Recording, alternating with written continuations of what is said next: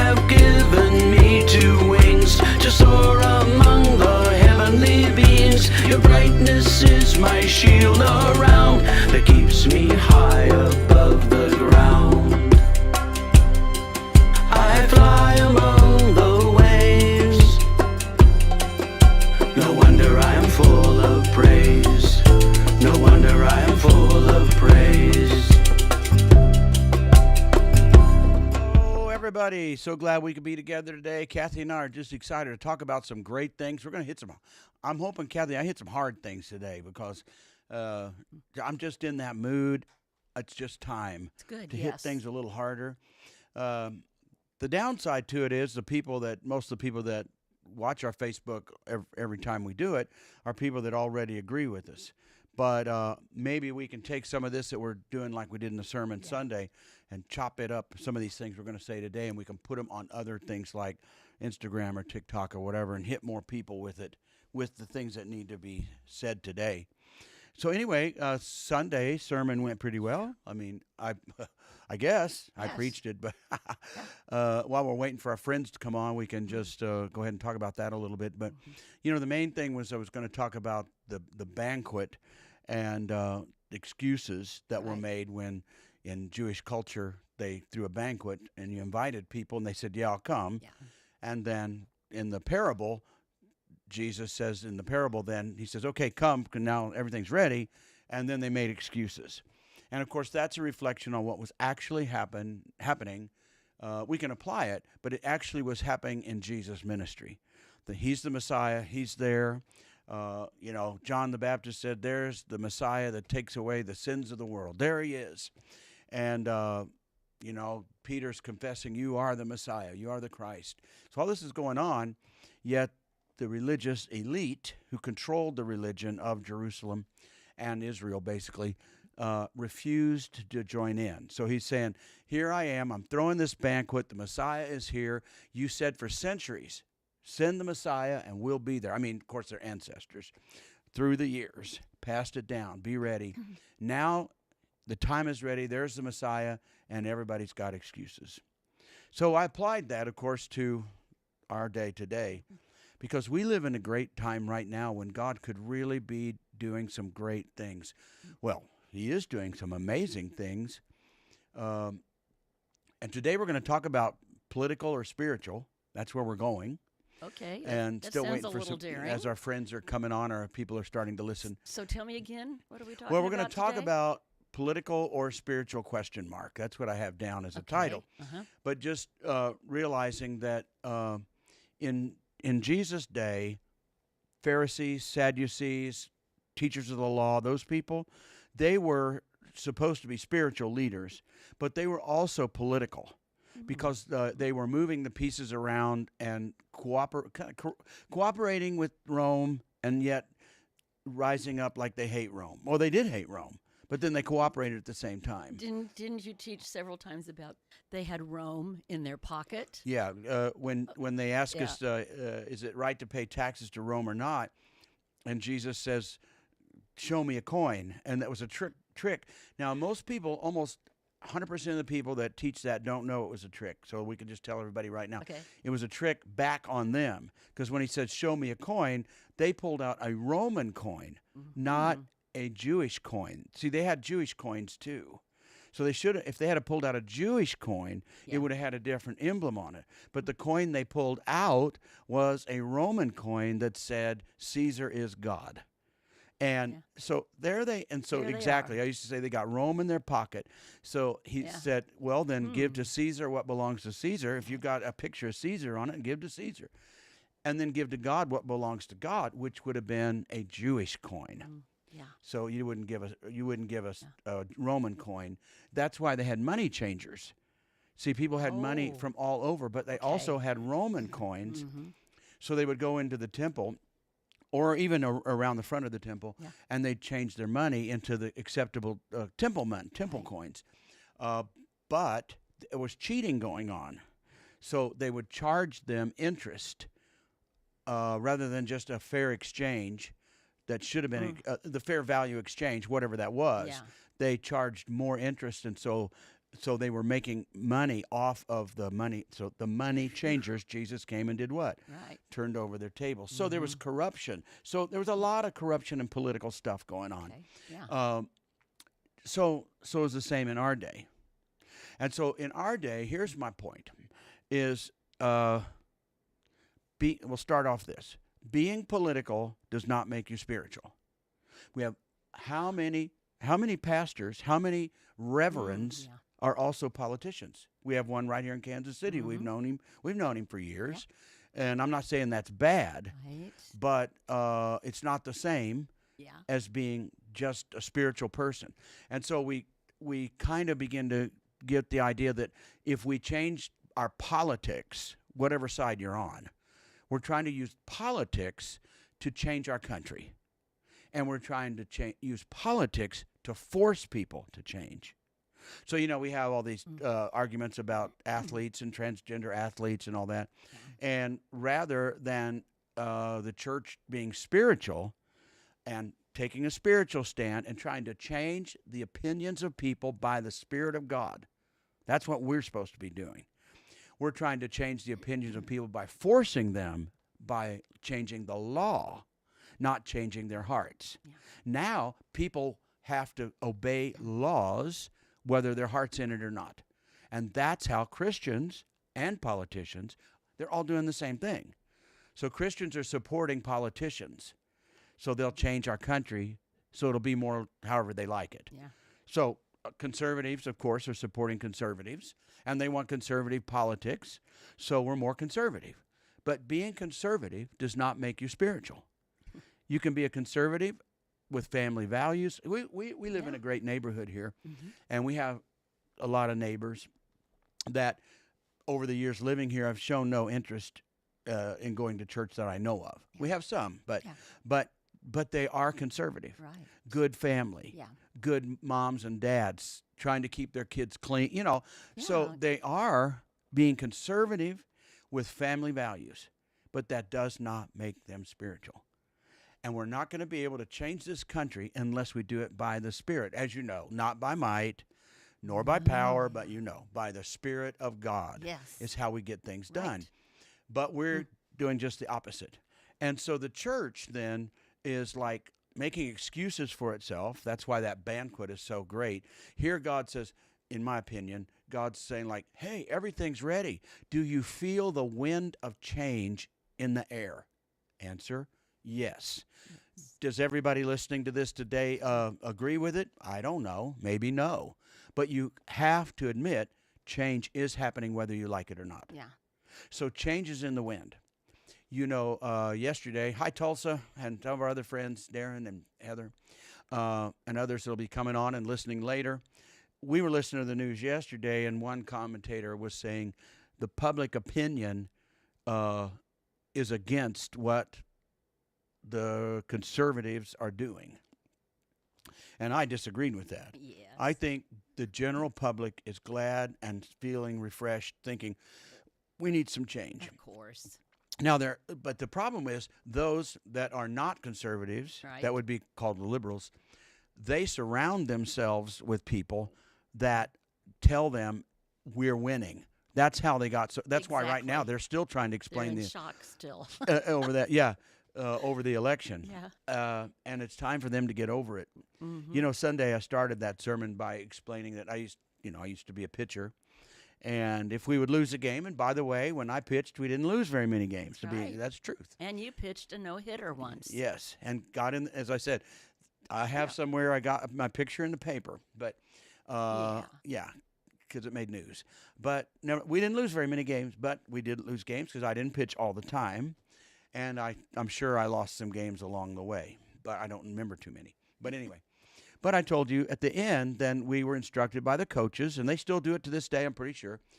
If you lost the game, you still had to walk across the ball diamond, and you slapped hands or high-fived or whatever the other team. And whether you meant it or not, you walked down and went, good game, and slapped everybody's hand. Good game, good game, good game, good game. It didn't matter whether you agreed with it or not or even happy that you lost. Right. It was the right thing to do. And coaches were saying, that's just the right thing to do. Go congratulate the Yes. other team. And right now, the best thing that I think the Liberal Party, Democrats and all them could do is they just need to say good game. Good game. And then it'd be really great if they said good game, how can I support you? Right. But I didn't do that in playing baseball. I didn't say good game, I'll try to help you win next time. It was good game, we'll try to win next time. Yeah. Hopeful next time. Yeah. I'll see you next time. And that's what they should be doing that, and they'll save themselves if they do that. But anyway, back to what we're talking about. The problem with the church is it's identifying itself with conservatism and giving the appearance that it's spiritual, and it's not the same. And that's my basic point. My other basic point that I brought up Sunday that I really want to say today is, you already agree with it, but I can share it with you and the others, is we have now a huge, huge problem. Okay? All right. So when the Democrat Party lost, okay, we could have said for a while they're just sore they're sore losers, because they were sore losers. Okay, but you know what? I understand that. Everybody here understands you can be a sore loser for a while. Now, though, we realize it was not being a sore loser, because if it was a sore loser, it would be lightening up. Instead, it's gripping and gripping and gripping. Yes. So I told him Sunday, as you know, in my opinion, you there in Tulsa, Lori, I just might as well say your name, and wherever others are from, get this. I'm saying the grip now is being revealed to where I am ready to say it is now and has been demonic. We have demons pushing and shoving another direction. And the only people that can stop that are the spiritual. And if the spiritual people are being political and feeling a sigh of relief because, laws are being passed, conservative, is taking over, and we don't take up the spiritual, then we have no weapons against the demonic. Even if they pass laws or pass this bill or that and it's conservative, yay, okay, you only got 4 years, and the demonic is hard pushing. And the problem with the demonic is it is deceptive. So ordinary people, maybe they're good people, ordinary people, are open to deception if they're not spiritual. And if you're going to a church that's not spiritual. Today we need pastors that preach the Word of God. Yes. Now I'm talking about crack open the Bible and start talking about what's in it. Mm-hmm. And that's what I did Sunday. Mm-hmm. I started with this verse and this verse and this verse. Mm-hmm. On our other podcasts we've been doing parables. And we went through verse by verse by verse. Yeah. Gave history, archaeology, theology, and then apply it. We do want to apply it. But today you have pastors, they pick one line out of the Bible and then make it say what they want it to say, and then they lean into humanism, trying to make people feel better, so people come to church to be told they're okay, right, and to feel better about themselves. Mm-hmm. And then in my other book that I don't even have up here, but My Absurd Religion, yes, I need to hit this again. Yes. They're preaching Sigmund Freud, Freudism. Why do you do what you do? Well, it's not your fault. It's your mother's fault. It's your father's fault. It's your parents' fault. It's your school's fault. It's your church's fault. It's your pastor's fault. But one thing we know, it's not your fault. So Sigmund Freud always analyzed why everybody was doing what and why everybody was feeling this way or that way. And he's not alone in that, but he's most famous. And by the way, he was Jewish too, and took that. I'm pretty sure he's Jewish and took that direction. Wow. Like, what are you thinking? But anyway, so pastors picked that up, and they realized people like it. They like self-analyzing. They like to analyze, and so people are self-analyzing themselves all the time, right? They're thinking about themselves, wondering, why do I feel this way? Why did this happen to me, or whatever? Why do people treat me the way they do? Why? But it's all about them. Mm-hmm. But in the Bible, what do we have? What kind of? In fact, I should let you talk a little bit. So if we were to take that self, Yeah. What does the Bible and what does Jesus talk about when it comes to the self-life? Yeah, well, isn't it supposed to be less of you and more of him, and Right. and dying to yourself, and that's the only way you can be fruitful. Keep your mind on the Lord and the things of the Holy Spirit. When you're thinking about yourself, then doesn't he call it, like in Romans 8, that that's the flesh, that's the carnal nature, and that's that enmity with God. Yes, that's the problem. Yeah. There's a battle going on inside of people. Now, it's bad enough that it's going on, that there's such irritation in our country, right? People are irritated. A lot of people, you see them, and I think they're in the minority. Yes. The irritated people are in the Yeah. minority, but the media makes it look like majority. Well, they're just louder. Yes, they're just They're irritated. just big mouths. Yes. Okay, but the truth of the matter is, millions of people will go to church this Sunday, and they're irritated. They're confused. They're irritated. There's a storm going on, inside of them. There's lightning and thunder going off inside of them, and they don't know what to do about it. And they know it's there, so they want to go to church and say, why? Why do I feel this way? Am I wrong? Am I a bad person? So I'm going to really listen to this sermon because he's explaining that it's not my fault, or I just need to have more self-esteem. I need to, you'll hear this all the time, quit beating yourself up. That's unscriptural. Did you know that's unscriptural? Well, yes. Do you know I left my glass of tea out here today? So I'm going to take a drink of it. I would never beat myself up. I'd lose. Well, what did Paul say? What did he say he said does? He pummels his flesh. He said, basically, that translating Right. what? I beat myself Yeah, up. that's right. I beat myself up into subjection. Exactly. And then you go to church and hear some lunatic in the pulpit go, don't stop beating yourself up. Stop telling me that. That's right. I need to beat myself up into submission Yes. so that I follow and get on track with this and become not an unhappy person, not a beat up person, a spiritual person. Become a spiritual person. And then when we're faced with this demonic thing, and I want to press it again. There are demonic politicians in this country. There are demonic people in this country that are pushing. And there are now demonic pastors who are blinded and supporting Yes. those kinds of things, Yes. ridiculous things like, setting criminals free who are not even citizens. I like it so much when they use the term Word. illegal, Yeah. alien, Uh-huh. and the illegals. And I think, what part of illegal? Illegal. Yes, Like, exactly. if it's illegal, then Right. the law should apply.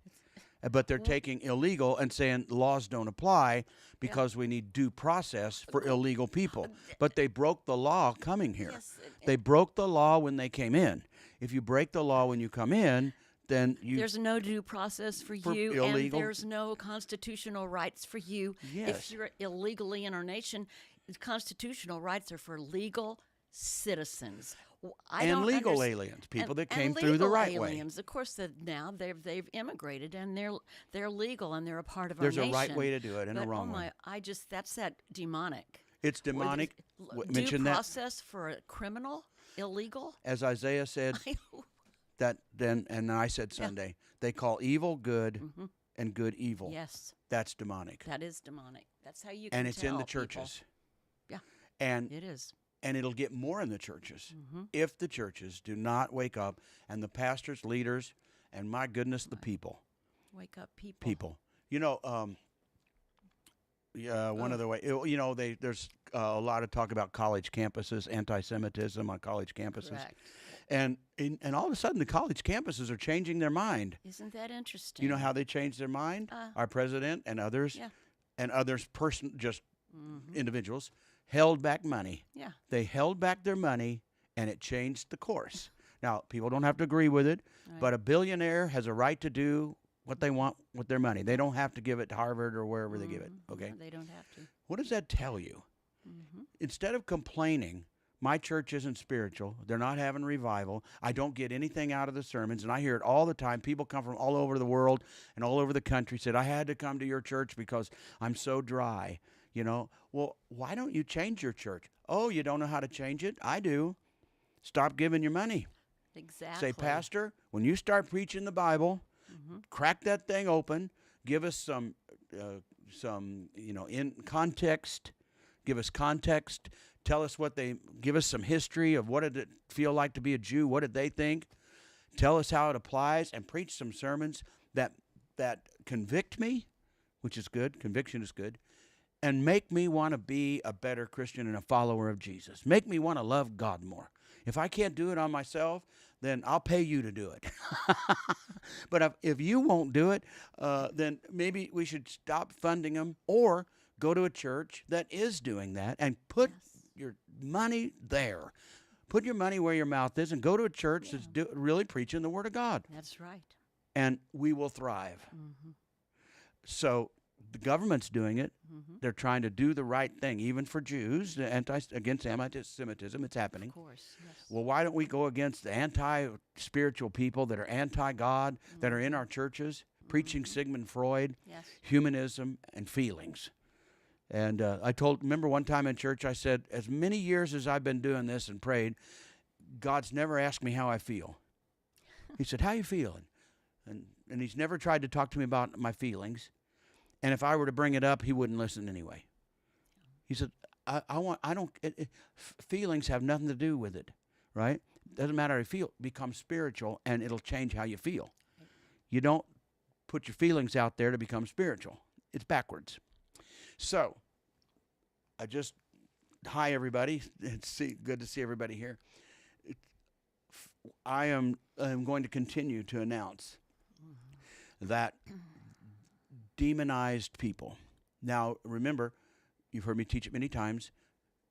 There's really no reference to, you were trying to push it to me the other day saying that they're demon possessed. And I get it because that's the general term. A few of them are. Yeah, well, that's not a real Bible term, though. It's demonized to the highest level. Okay. They're demonized to the highest level because you can be demonized on a small level and there's just tormentors, just hearing voices, or just demons that are troublemakers, right? Make trouble, make difficulties, all that kind of stuff. That's the lower level that a lot of people have to fight that off, and that's why we have the weapons of our warfare. We have the shield of faith, all the fiery darts of the enemy, because they do send them. Because even Christians can get shot with fiery darts, and it's still demons. But it's on the low level, and we have the ability to fight them. Now we have people that have given in so much that God has allowed them to give in to their demonic tendencies. Now they're on the high level of demonism, right? Yeah. It's like our former President Biden, as you know, recently just was diagnosed with cancer, okay? Well, a lot of people get diagnosed with cancer. It could be stage 1. Very easy. If you catch it soon enough, they can take it. But he's got stage 4. So it's very aggressive, stage 4. Now it's harder to take care of.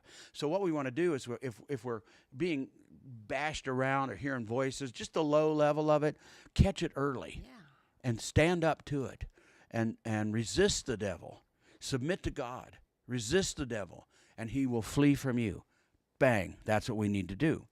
But these people that are now, whether they're in politics or not, or just protesting or standing and screaming and they're breaking the law and saying we are above the law, we can break the law. It's demonic. It's a high level of demonism. They had the chance. They had the chance to say good game, but they didn't. And so it's in our country. Yes. And the only people that can take care of it are spiritual people. So we have to have a spiritual revival in our country. Yes. And that's what God's calling for. Time for no more excuses.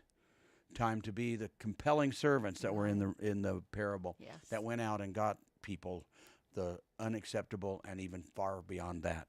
So that's my thing today. Yes. And it may be my thing next week. I don't know. But it just needs to be said. And I'm saying it. So there you go.